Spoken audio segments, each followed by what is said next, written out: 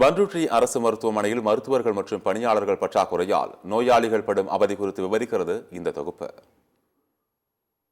கடலூர் மாவட்டம் பண்ருட்டி தலைமை அரசு மருத்துவமனையில் தினமும் ஆயிரக்கணக்கானோர் சிகிச்சைக்கு வருகின்றனர்.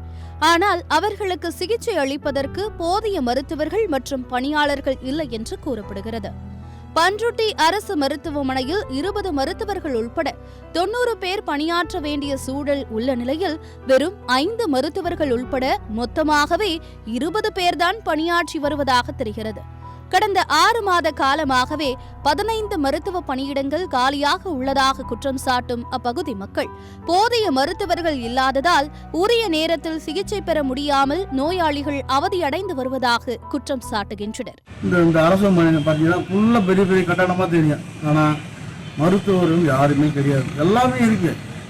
இங்க பண்ருட்டி அரசு மருத்துவமனைக்கு மாண்புமிகு தமிழக முதல்வர் அவர்களும் சுகாதார அமைச்சர் அவர்களும் நேரடியாக ஆய்வு செய்து டாக்டர்கள்லாம் இந்த உடனே நியமிக்கணும். இதுதான் இந்த பண்ருட்டி மக்களுடைய நீண்டநாள் கோரிக்கை.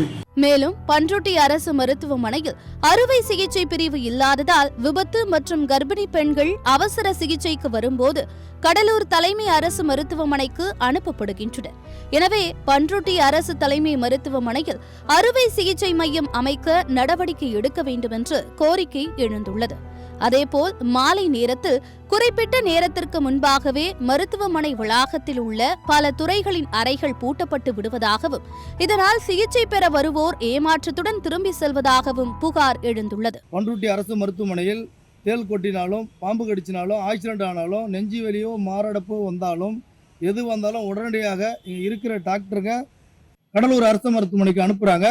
திருவிதி ரயில்வே கேட்டில் தாண்ட உடனே பூரா பேரும் வழியில செத்துறாங்க.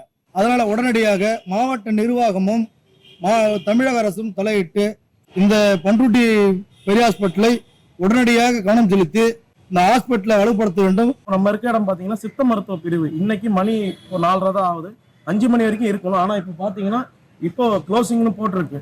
இப்போ சிகிச்சைக்காக வரவங்க எப்படி சிகிச்சை எடுப்பாங்க, இது சம்பந்தமா நம்ம பலமுறை மாவட்ட ஆட்சியர்கிட்ட மனு கொடுத்திருக்கோம்.